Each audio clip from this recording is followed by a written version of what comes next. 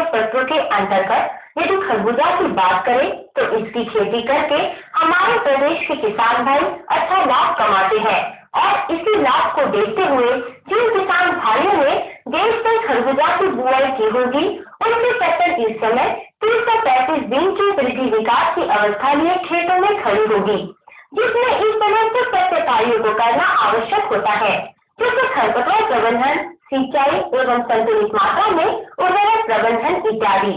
यदि इसमें किसान भाई किसी भी प्रकार की लापरवाही करेंगे तो इसका परिणाम खेतों में खरपतवारों की अधिकता, कमजोर पौध तथा कम वृद्धि विकास एवं कीट रोगों के प्रकोप के रूप में सामने आएगा।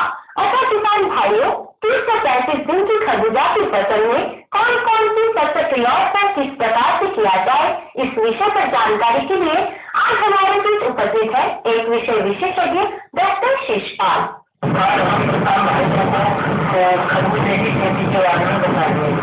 खरबूजे की खेती कटिबंधीय फसलों में अपना एक महत्वपूर्ण स्थान रखते हैं। इसके लिए किसान भाई देखते हैं कि जोतना करने वाली समस्या की रहती है। इस समस्या को दूर करने के लिए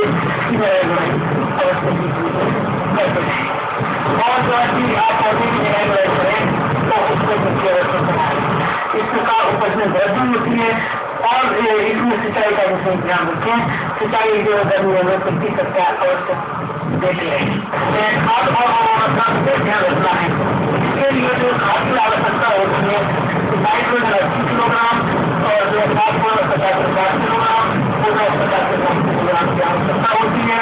नाइट्रोजन की 8 मात्रा, फास्फोरस और पोटाश की 30 मात्रा अंतिम जुताई के समय। उसके बाद जो है नाइट्रोजन की अवशेष जो मात्रा है उसे दो भागों में बांट कर और जो है मात्रा जो 50 इसमें किसान भाई देखेंगे जब 3 से 4 पत्तियों की अवस्था में जो है ये पैदा होता है तो इसमें हैंड पंप की जिसे लालगिरी बोलते हैं, यह कीट बहुत जल्दी से इसमें आक्रमण करता है और ये छोटी छोटी पत्तियों को जो खाता रहता है उसमें छिद्र हो जाते हैं। इससे बचने के लिए किसान भाई इसके नियंत्रण है फसल में कार्बोरेट 5% या मिथाइल पैराथियम 2% का 20 किलो प्रति हेक्टेयर की तरह से छिड़काव करें। पर आपको इससे जो कीट से मुक्ति मिलती है। किसान भाइयों, आइए जानते हैं इसकी फसल सुरक्षा के अंतर्गत सर्वप्रथम लगने वाले रोगों पर। तो इसके अंतर्गत पहला रोग आता है एंथ्रेक्नोज। इस रोग में पत्तियों, तने तथा फल पर हल्के से धब्बे प्रकट होते हैं। बाद में ये धब्बे काले धब्बों के रूप में परिवर्तित हो जाते हैं। ये धब्बे कुछ ढहते हुए या दरार युक्त हो सकते हैं। कई बार आपस में मिलकर बड़े दाग का रूप धारण कर लेते हैं और अंत में पूरी फसल पर फैल जाते हैं।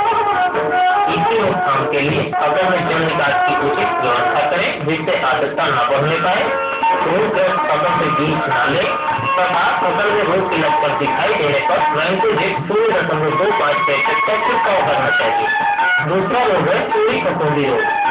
रोगग्रस्त पौधे के तने, पत्तियां और तनी भागों पर सफेद चूर्ण दिखाई देता है, जिससे पत्तियां और तना पीला पड़ जाता है तथा पत्तियों का आकार विकृत हो जाता है। इसकी रोकथाम के लिए रोग के लक्षण दिखाई देने पर कैरासिन 0.1% या कैराजीन 0.05% का 10 दिन के अंतराल पर 2 या 3 छिड़काव करना चाहिए। इस प्रकार अगर आप जो इसकी जो अच्छी देखभाल करेंगे तो आप निश्चित तौर पर इसकी पैदावार करेंगे।